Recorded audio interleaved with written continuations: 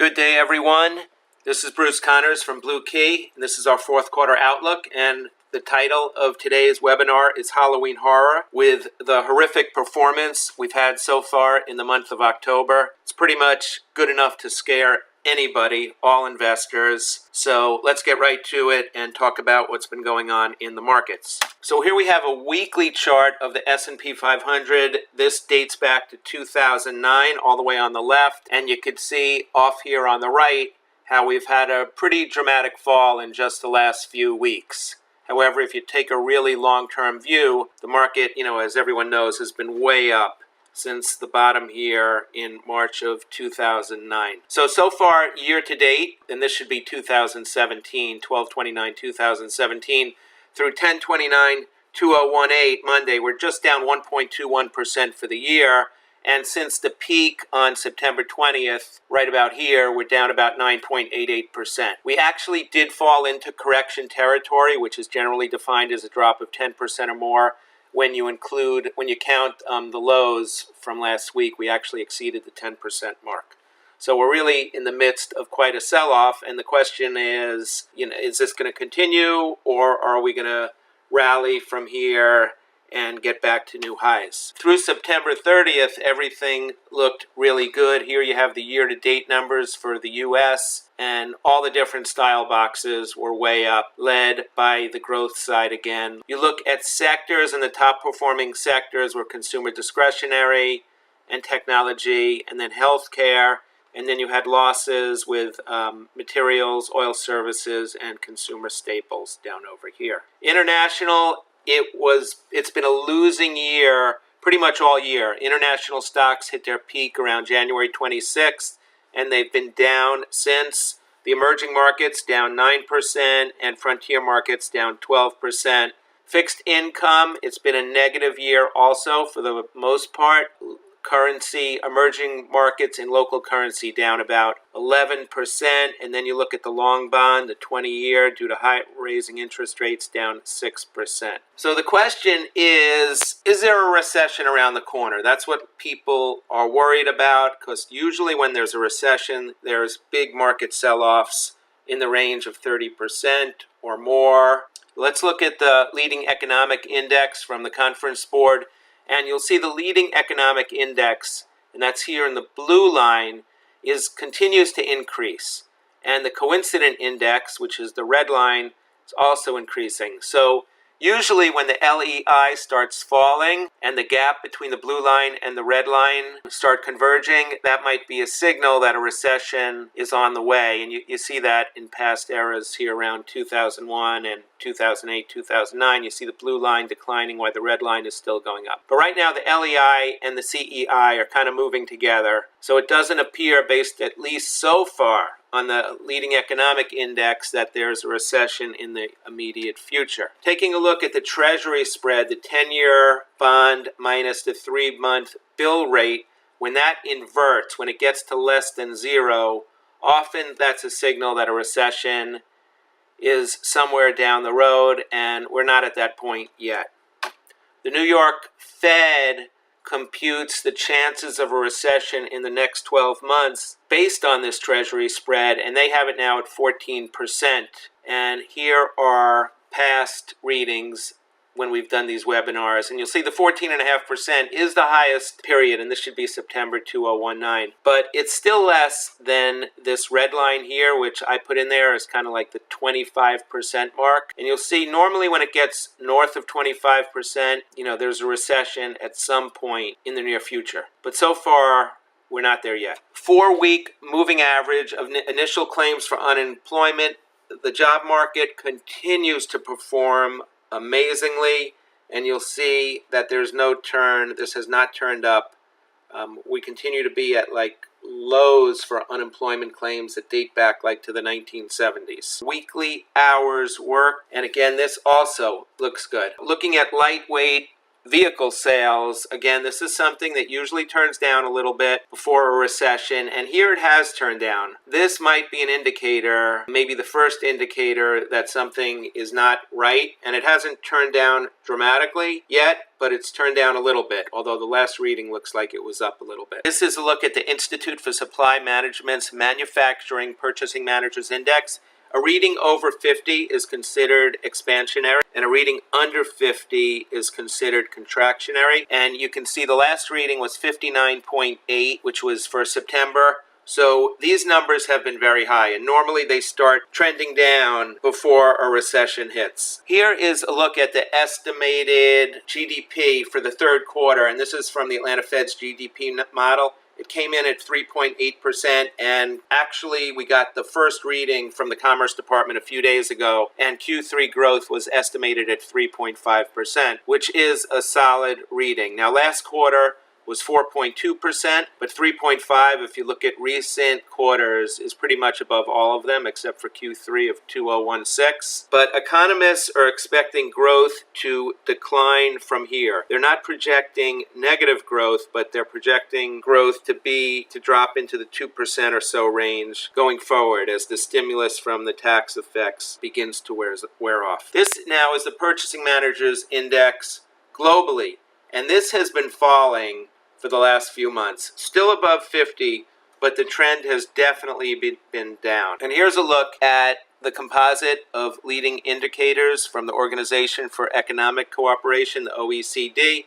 And you'll see here in the last few months that many of the regions around the world that the LEI is starting to fall, and a number less than 100 is considered below recent trend, and pretty much everything is below recent trend. So because of the falling PMI as well as the falling LEI, there's a higher risk now for a global recession. We're not necessarily talking about a US recession, but globally the chances of a recession have been increasing. And here's another measure. This shows the breadth of the OECD leading indicators, and it's down here, this red line, and it shows that about 40% of all countries right now are operating below trend. And in the past, sometimes when this red line has been falling and it really gets all the way to zero, that's when you have the big market sell-offs, as you see here in 2009 and also here in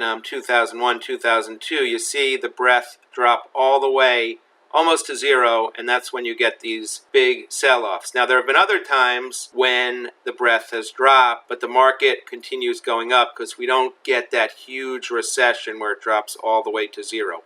Happened here at the beginning of 2016, and it rallied from there. So really, what's going to happen from here? Is this going to continue, and is it going to turn into a big recession and get to zero, or can we begin to reverse and start to grow again? This is from the IMF, and you'll see in the circle on the left that they're projecting growth now for 2018 at 3.7%, and that's down from 3.9% a few months ago.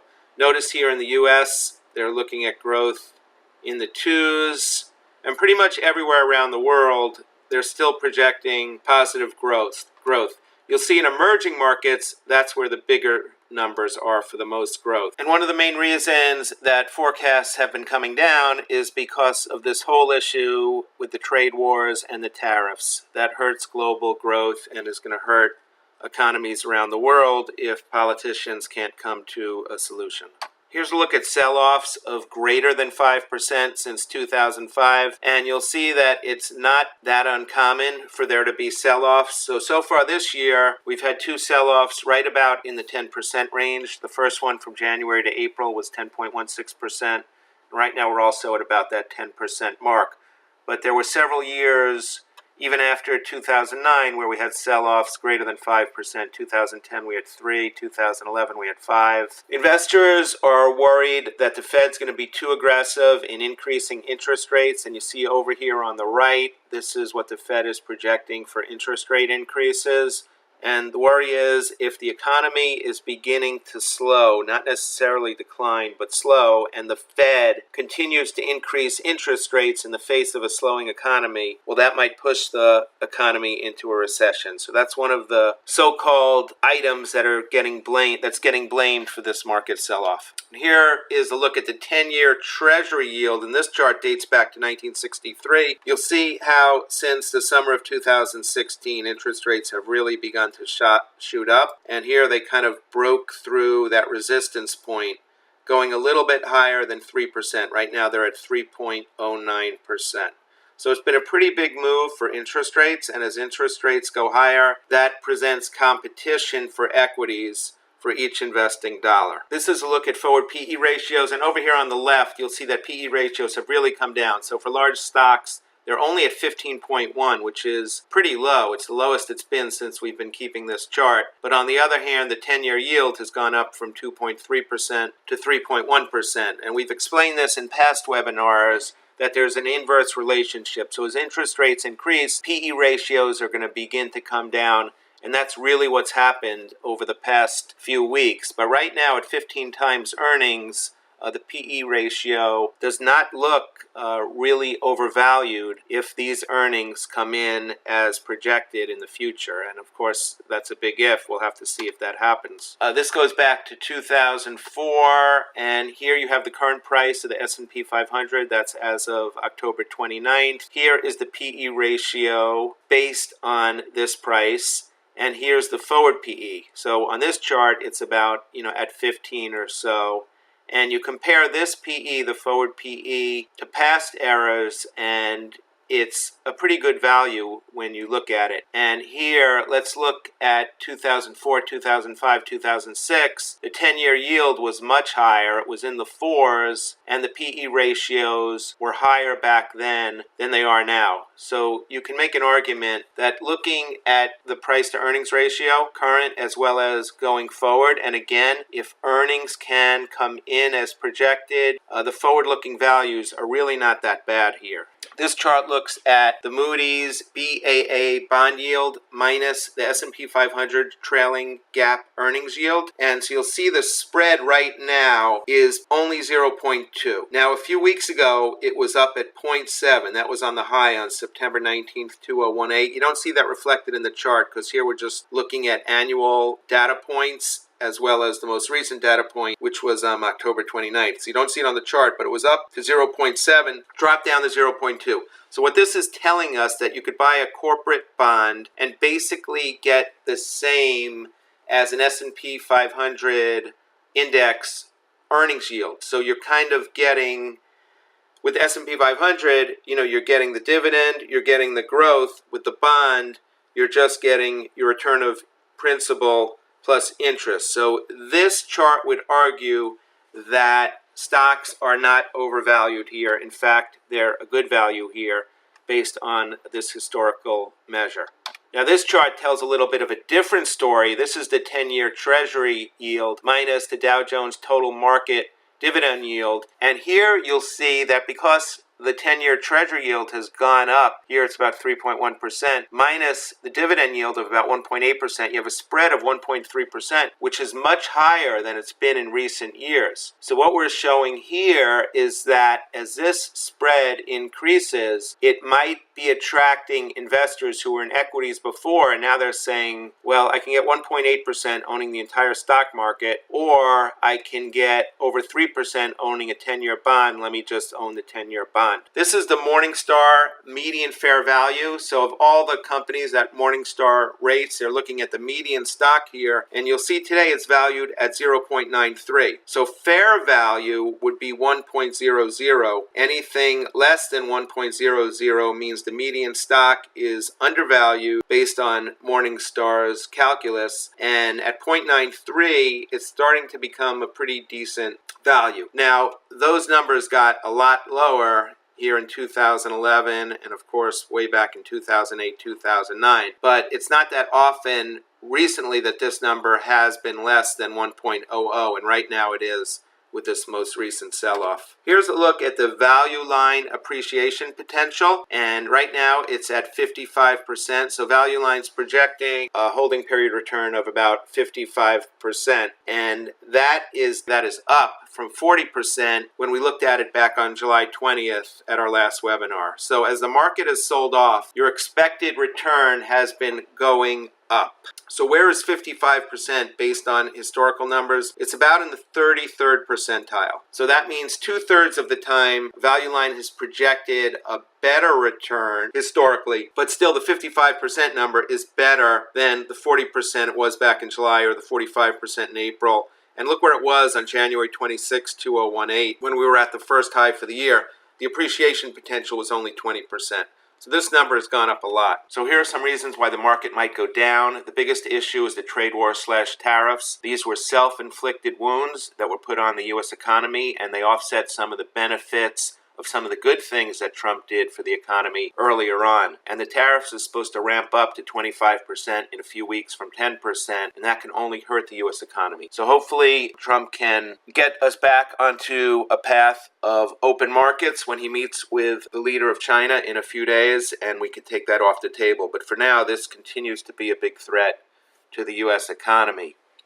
If the threat of a U.S. recession, if the probability increases, that would obviously hurt the market. Same with a global recession. If the Fed hikes interest rates at a rate faster than the U.S. economy can absorb, that would hurt. We haven't spoken about the exploding U.S. deficit, but neither political party wants to deal with it. Deficits are getting out of control, and at some point, somewhere down the road, this is going to be an issue. The November elections are in a few days. We don't know what's going to happen, but that can either help or hurt the market. And the biggest issue right now is the psychology of the market is very negative. On the plus side, the U.S. economy looks solid. If earnings can continue to come in as expected, if profit margins can remain about where they are, then stocks represent a pretty decent value here, especially if interest rates and inflation can remain somewhat under control. And if we can eliminate the threat of the trade wars and the tariffs, that would be a big plus for the U.S. economy going forward. Here's a look at equities over the very long run, and over the very long run they have gone up, although there have definitely been periods where stocks go up and down and sideways. But over the long run, equities have been a good place to be. So if you have any questions or comments, please contact us, and thank you for listening to today's webinar. Have a great day.